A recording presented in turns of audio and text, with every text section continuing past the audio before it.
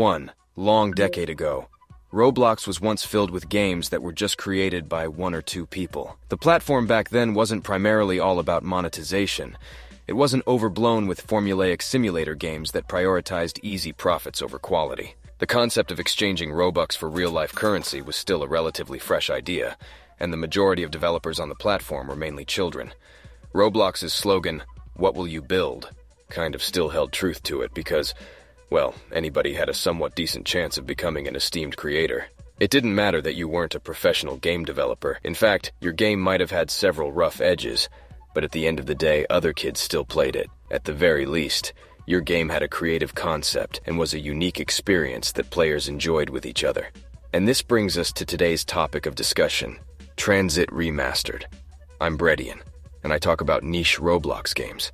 And this one's pretty niche, I guess. Now, I believe that I'm going to take a few of you by surprise here.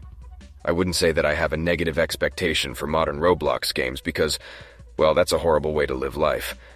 However, I will definitely say that I have an expectation regarding Roblox Call of Duty Zombies clones. They're not very creative or groundbreaking, and they're basically all the same game, but reskinned. And so it would seem with a game called TranZit Remastered, which is very, very closely based off of the map from Call of Duty Black Ops 2 Zombies. However, if you take a few minutes to play the game for yourself, you'll soon realize that this one is actually kind of worth your time. For one, it did something that I don't recall any Call of Duty Zombies clone doing yet on Roblox, remaking a map that came out past Black Ops 1. Why do Call of Duty Zombies clones only remake maps that came out in 2008 to 2010? Because any map past 5 would be too complicated to program. Any other map would have too many fucking moving parts and it would take too long to program, which would directly conflict with these games' mottos of just trying to make a shit ton of money off of children. So, yeah, it is kind of a nice thing when someone, at the very least, has ambition regarding their Call of Duty Zombies clone. Now, when you first play this game, you're probably going to comment on how rough that the game is coded. But bear with me, this actually didn't fucking bother me all that much. Why? Because the game was fun either way. TranZit Remastered does countless things that set it apart from real TranZit. There's difficulties, a leveling system, a bunch of perks. Oh, and also, they didn't feel like coding the denizens into the game, so that's actually a plus. If you're unfamiliar with TranZit, it's essentially some random city in a post-apocalyptic Washington state. There's zombies, but there's also a bus. And the bus takes you around the map. The map is inhabited by lava, denizens in the forest, as well as an electrical creature called the Avogadro. TranZit was always notoriously hated, as many people would rather play Origins or Mob of the Dead over and over again. However, the map was remembered for being the on-disc map, so everybody played it at least once. Also, the atmosphere, the bus, the map's unique size, and Misty's breast size eventually garnered it a cult following. The map starts you in a bus depot and sees you traversing around the map via the bus. You can also walk, but there's fire and denizens everywhere. You can also teleport, but jumping into a portal will send you to a completely random location. And here's why TranZit Remastered is actually worth playing, at least with your friends. It gives you a reason to not play Call of Duty Zombies. The game is derivative, not avoiding that.